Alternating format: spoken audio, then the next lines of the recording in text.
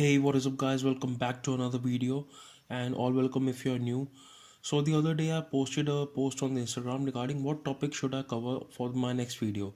So, most of you guys requested for the tone curve section. So, here we are today. I'm gonna explain your tone curve in the most simplest form, and so let's get started about that.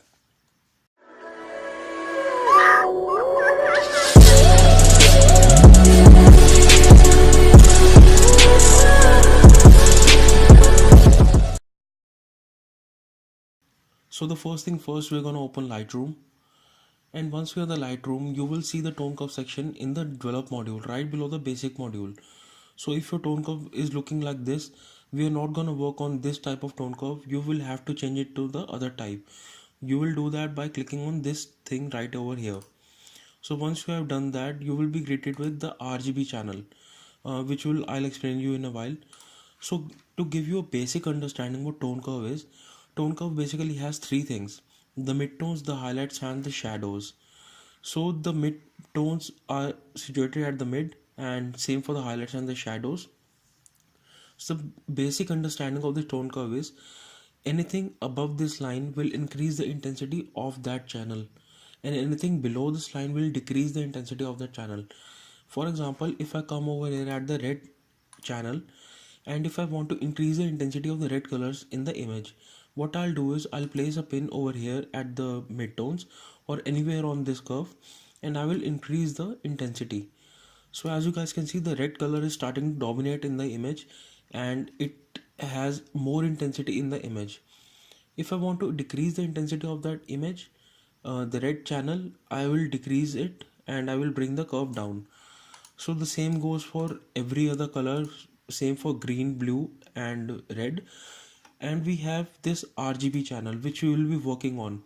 So the RGB channel lets you change every color in one go. For example, if I place a point at the midtones, and uh, if I increase this channel, it will increase every color, that is R, G and B, in one go. For example, you know what white light is made up of? White light is made up of all the colors in this. So if I increase all the colors, it will be purely white, which you can see. And if I decrease all the colors, it will be purely black. That is simple science. So enough of this science part, and we don't want to mess around with this more. We'll jump over to a portrait. So let's jump over it. So the very first thing which you'll be noticing is the tone curve section here is plain right now. So I have already done the basic settings, as you guys can see. The only thing left to do in this image is the tone curve section, which I have not covered yet, and I have left it because I wanted to cover it with you guys. So let's get started about that. So my approach is, since this is a portrait, what I like to do is I would like to go for an S curve. You will see in just a second what an S curve look like. And the very first thing which we will do is we're gonna place three pins on the curve like this. One at the midtones, one at the highlights, and one at the shadows. So the very first thing which we'll be doing is we will increase the midtones. That will basically highlight the skin tones of the model. And the next thing I'm going to do is I'm going to increase the highlights as well, and I'm going to fade in those highlights just a little bit, not much, so that the sky is not popping out in the image so much and my subject can stand out in the image. So after that, what I like to do is I like to decrease the shadows or the blacks in the image. So once you're done decreasing the blacks, you can see that we have more contrasty looking photo right now. So what I like to do is, to make it more subtle, I like to pull in the blacks up so that I can fade those blacks.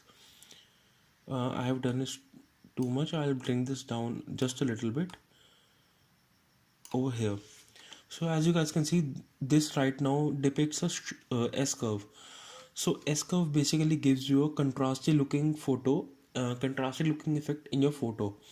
If you want to see what all effect you have made with this tone curve, you can come over here at this toggle button and you can turn it on and off, and you can see the changes made by the tone curve. Guys, you don't have to be scared of this tone curve. This is very easy. You can play around with this all day long and will be amazed by the results you can produce with this tone curve. So right now I'm pretty much happy with these results. You can hit Y on the keyboard to see before and after, and this is the before and after of this image. You guys can see the highlights in the background are much more faded, and the subject is right now popping in the image. The subject is right now standing out in the image, which is what we want in the image. So once you are happy with the results, all you can do is you can go ahead and export the image, and I'm gonna export this, and that's about it. The tone curves, guys. And if you have any questions, do leave it in the comments below. And if you want to see more of my work, you can head over to the Instagram page. That will be Game of Frames, and that will be linked in the description as well. So if there are any queries or anything that you need to ask, if you want the raw files of this photo, you can hit me in the comments below, and I'll provide you with the raw files in the description. And that's about it, guys. I hope you liked this video. If you liked it, do give it a follow on my Instagram and subscribe this channel for more amazing videos. Until then, see you in the next one. Bye bye.